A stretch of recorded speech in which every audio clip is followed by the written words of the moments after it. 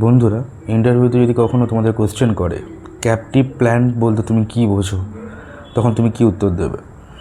তো captive plant হচ্ছে একটা ডেডিকেটেড প্ল্যান্ট, যেটা কোনো ইন্ডাস্ট্রি বা ম্যানুফ্যাকচারিং কোনো কোম্পানি তাদের যে রিকোয়ারমেন্ট অফ পাওয়ার, সেই পাওয়ারটা সেই প্ল্যান্ট থেকে পেতে পারে।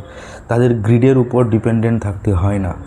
এটার কারণ হচ্ছে ইনকেস যদি গ্রিড ফেলিওর হয়, তাহলে কোটি কোটি টাকার প্রসেস, যেটা চেন বাই চেন কন্টিনিউ চলছে ফ্যাক্টরির মধ্যে, ইন্ডাস্ট্রির মধ্যে, পুরোটাই বন্ধ হয়ে যাবে এবং কোটি কোটি টাকার লোকসান হয়ে যাবে।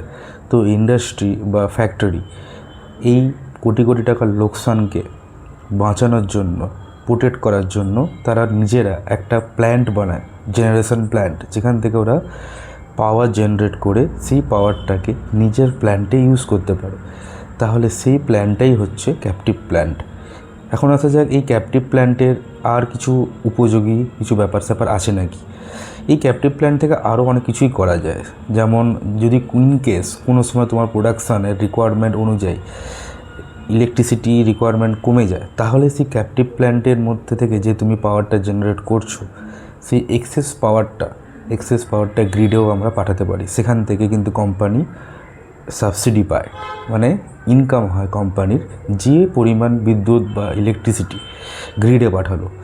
তাহলে এখানে কি হলো ব্যাপারটা, দুটো জিনিস, এক হচ্ছে গ্রিডের উপর নির্ভর থাকতে হলো না, আর দ্বিতীয়ত হচ্ছে যদি এক্সট্রা কোনো পাওয়ার জেনারেট করে ওই ক্যাপটিভ প্ল্যান্ট, তাহলে সেই ক্যাপটিভ প্ল্যান্ট কী করে, গ্রিডেও ইলেকট্রিসিটিকে ডিস্ট্রিবিউট করতে পারে। তাহলে এটাই হচ্ছে ক্যাপটিভ প্ল্যান্টের বেনিফিট। ক্যাপটিভ প্ল্যান্ট মানে আর কিছুই না। নেক্সট ভিডিওতে আবার দেখা হবে। Thank you.